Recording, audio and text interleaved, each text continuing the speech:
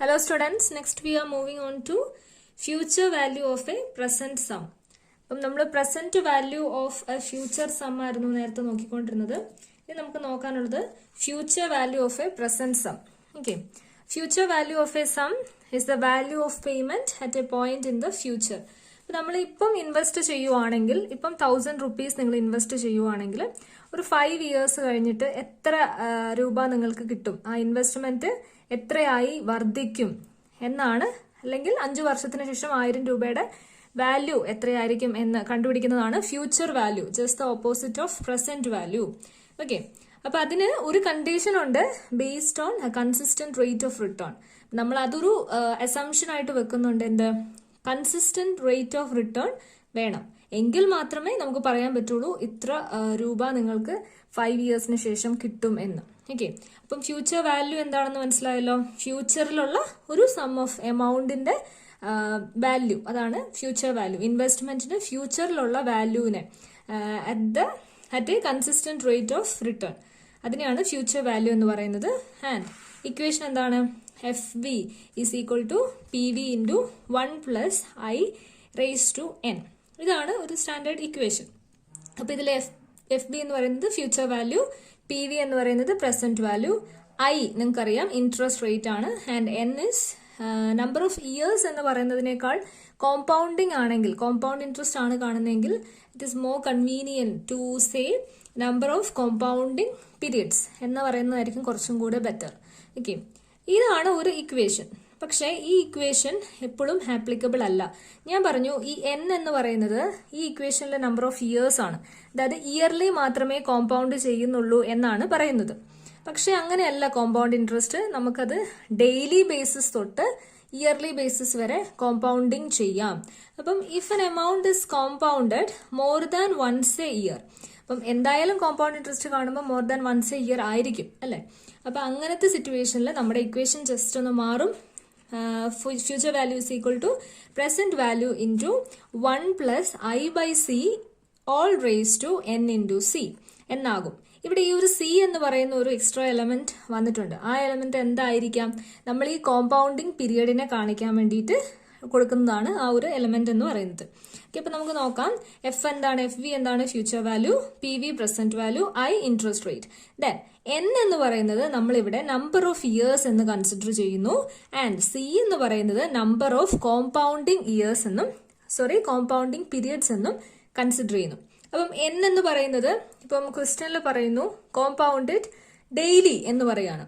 അപ്പൊ അവിടെ എൻ എന്ന് പറയുന്നത് എന്ത് തന്നെയാണ്, 1 year ആണല്ലോ.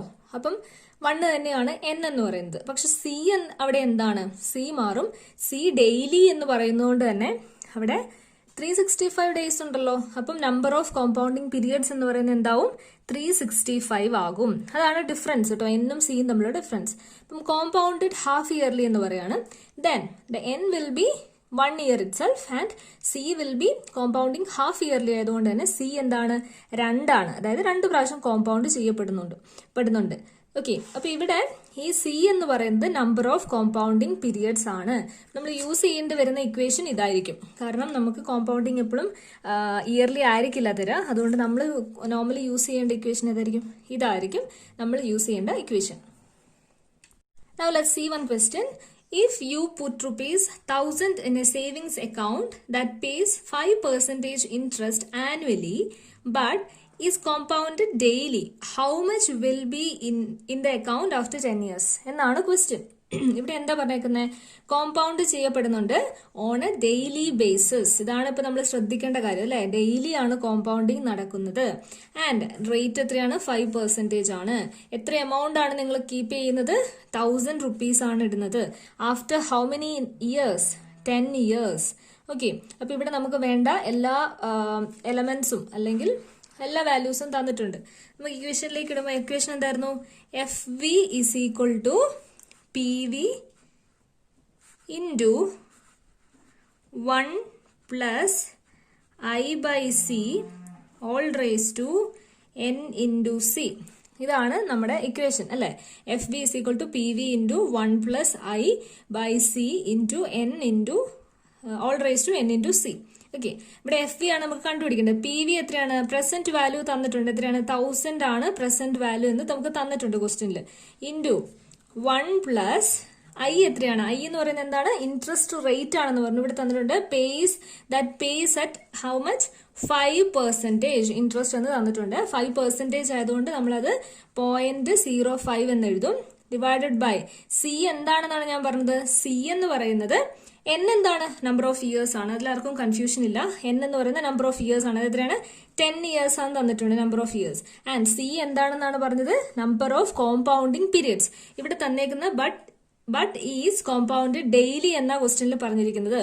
അതിന്റെ അർത്ഥം എന്താ? എല്ലാ ദിവസവും കോമ്പൗണ്ട് ചെയ്യപ്പെടുന്നുണ്ട്. എല്ലാ ദിവസവും 1000 രൂപ 5% വെച്ച് കോമ്പൗണ്ട് ചെയ്യപ്പെടുന്നു എന്നാണ് പറയുന്നത്. എന്താണ് അത് ഉദ്ദേശിക്കുന്നത്? ഓക്കെ, അപ്പൊ നമുക്കറിയാം n 10 ഇയേഴ്സ് ആണ്. ദെൻ നമുക്ക് സി എന്താണ്? അപ്പം 365 ആണ്. 365 ദിവസം എല്ലാ ദിവസവും കോമ്പൗണ്ട് ചെയ്യപ്പെടുന്നുണ്ട്. സോ നമുക്ക് സി എന്താ? 365 ആണ് നമ്മുടെ സി. ഇത് നമ്പർ ഓഫ് കോമ്പൗണ്ടിങ് പീരിയഡ്സ് ആണ് കേട്ടോ സി. അതുകൊണ്ട് തന്നെ എല്ലാ ദിവസവും ഇത് കോമ്പൗണ്ട് ചെയ്യപ്പെടുന്നതുകൊണ്ട് നമ്പർ ഓഫ് കോമ്പൗണ്ടിങ് പീരിയഡ്സ് എന്ന് പറയുന്നത് 365 ആണ്. ഇൻറ്റു എൻ എത്രയാണ്? n 10 ആണ് അല്ലെ? n ഇൻറ്റു 365 ആണ് സി എന്ന് പറയുന്നത്. ഓക്കെ, അപ്പൊ ഇത് സോൾവ് ചെയ്യുമ്പോൾ ഫസ്റ്റ് എങ്ങനെ സോൾവ് ചെയ്യാം? 0.05 ഡിവൈഡഡ് ബൈ 365 എന്ന് ആദ്യം സോൾവ് ചെയ്യാം. പ്ലസ് 1 ചെയ്യുമ്പോൾ നിങ്ങൾക്ക് ഒരു വാല്യൂ കിട്ടും. ദെൻ ആ വാല്യൂ റേസ് ടു 365 ഇൻറ്റു 10. അപ്പൊ ആദ്യം ഇത് എന്ത് ചെയ്യുക? ഇത് സോൾവ് ചെയ്യുക. 365 ഇൻറ്റു 10 ചെയ്യുക. അപ്പൊ നിങ്ങൾക്ക് 3600 എന്ന് കിട്ടും. 3650 എന്ന് കിട്ടും. ഓക്കെ, ദെൻ നമുക്ക് കാൽക്കുലേറ്റർ എങ്ങനെയാ ചെയ്യുന്നതെന്ന് നോക്കാം. ആദ്യം നമ്മൾ എന്ത് ചെയ്യണം? 0.05 ഡിവൈഡഡ് ബൈ 365 0.05 ഡിവൈഡഡ് ബൈ 365 ചെയ്യുമ്പോൾ നിങ്ങൾക്ക് എത്ര കിട്ടി? 0.00013 സംതിങ് അങ്ങനെ കിട്ടും. പ്ലസ് ഇതെന്താ? 1 പ്ലസ് 1. ദെൻ ഈ ഒരു വാല്യൂ നിങ്ങൾക്ക് കിട്ടുമല്ലോ. ഈ വാല്യൂ എന്ന് പറയുന്നത് ഈ ഒരു ബ്രാക്കറ്റിന്റെ ഉള്ളിലുള്ള വാല്യൂ ആണിത്. ഓക്കെ, അപ്പം 1000 into this value 1.00013. okay, raised to ഈ വാല്യൂ raised to 365 അതായത് 365 into 10. ഇപ്പൊ നിങ്ങൾക്ക് ഇങ്ങനെ ഒരു എന്താണ് എക്സ്പോണൻഷ്യൽ റേസ് ടു എന്ന് പറയുന്ന എക്സ്പോണൻഷ്യൽ വാല്യൂവില് നിങ്ങൾക്ക് മൾട്ടിപ്ലിക്കേഷൻ വരുമ്പോൾ എന്താ ചെയ്യേണ്ടത്? അത് സാധാരണ പോലെ എൻ സി എന്ന് പറഞ്ഞാൽ മൾട്ടിപ്ലിക്കേഷൻ ആണ് ചെയ്യേണ്ടത്. സോ 365 ഇൻറ്റു 10 എന്ന് അവിടെ തന്നെ ചെയ്യാതെ, അത് വേറെ ഒന്നും അല്ല അവിടെ ചെയ്യേണ്ടത്. 365 ഇൻറ്റു 10 എന്ന് ചെയ്യുക. 3650 എന്ന് നിങ്ങൾക്ക് കിട്ടും. ദെൻ ഇവിടെ നമുക്ക് ഈ വാല്യൂ കിട്ടി 1. അത് റേസ് ടു 3650. അപ്പൊ നിങ്ങൾക്ക് എന്താ വാല്യൂ കിട്ടിയേ? 16486 എന്ന് പറഞ്ഞിട്ടൊരു വാല്യൂ കിട്ടി. അത് ഈ ഒരു വാല്യൂവിന്റെ എമൗണ്ട് ആണ് കേട്ടോ. ഈ ഒരു വാല്യൂ, ഈ ഒരു പോർഷന്റെ വാല്യൂ ആണിത്. ഇൻറ്റു 1000 നമുക്ക് എത്ര വാല്യൂ കിട്ടുന്നത്? 1648.7. റൗണ്ട് ചെയ്ത് 7 എഴുതാം. ഓക്കെ, അപ്പൊ നിങ്ങൾക്ക് എന്താണ് വാല്യൂ കിട്ടിയത്? 1648.7. ഇതാണ് നിങ്ങളുടെ ഫ്യൂച്ചർ വാല്യൂ എന്ന് പറയുന്നത്. അപ്പൊ ഇവിടെ ശ്രദ്ധിക്കേണ്ട ഒരു കാര്യം, നിങ്ങൾ ആദ്യം നമ്മളോട് പറഞ്ഞെന്താ?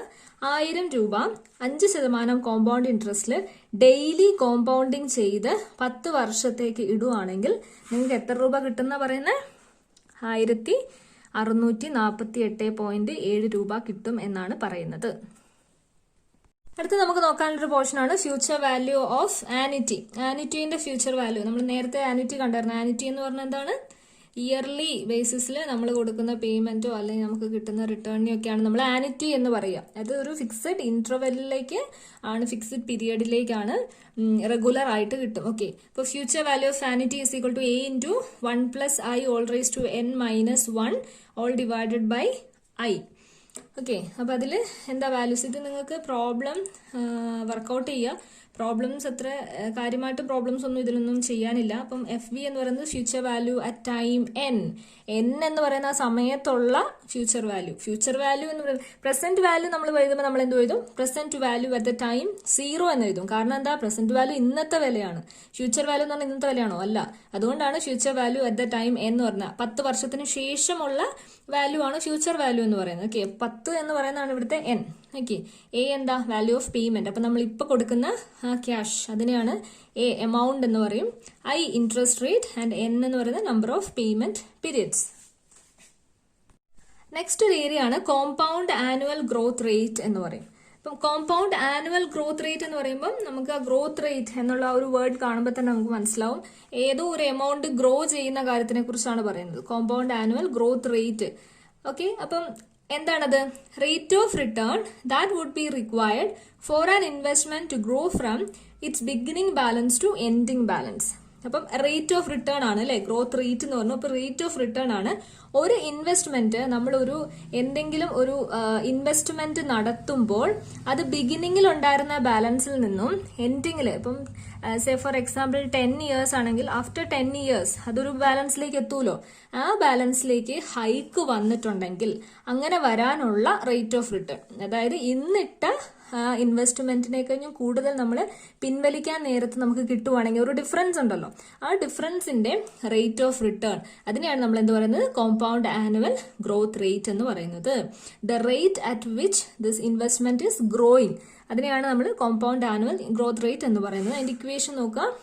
Compound annual growth rate is equal to future value divided by present value all raised to 1 by n minus 1. ഇവിടെ n എന്ന് പറയുന്നത് എന്താണ്? നമ്പർ ഓഫ് ഇയേഴ്സ് ആണ് കേട്ടോ. n നമ്പർ ഓഫ് ഇയേഴ്സ് ആണ്. ദെൻ ഇപ്പൊ നമുക്ക് ഈ ഒരു ഇക്വേഷൻ ഇങ്ങനെ ആക്കിയത് എങ്ങനെയാണെന്ന് നമുക്ക് കൺഫ്യൂഷൻ വരാൻ സാധ്യതയുണ്ട്. നമുക്ക് റേസ് ടു 1/2 എന്ന് എഴുതിയിട്ടുണ്ടെങ്കിൽ, sorry, raise to 1/n 1/2 or anything else be, n എന്ന് പറയുന്നത് എന്തെങ്കിലും ആവട്ടെ. അപ്പം 1/n എഴുതുവാണെങ്കിൽ we can write it as root of FB by PV. അതായത് ഇങ്ങനെ റേസ് ടു 1 സംതിങ് എന്തെങ്കിലും ഒരു ലെറ്റർ അല്ലെങ്കിൽ എന്തെങ്കിലും ഒരു ഡിജിറ്റ് നമ്മൾ എഴുതുവാണെങ്കിൽ നമുക്ക് റൂട്ട് ഇട്ടിട്ട് റൂട്ടിന്റെ പുറത്ത് ആ ഒരു വാല്യൂനെ റെപ്രസെന്റ് ചെയ്താൽ മതി. ഇപ്പൊ ഇവിടെ FB by PV all raised to 1/2 എന്നാണെങ്കിൽ നമ്മൾ എങ്ങനെ എഴുതിയേനെ? Square root of FB by PV -1 നമുക്ക് എഴുതായിരുന്നു.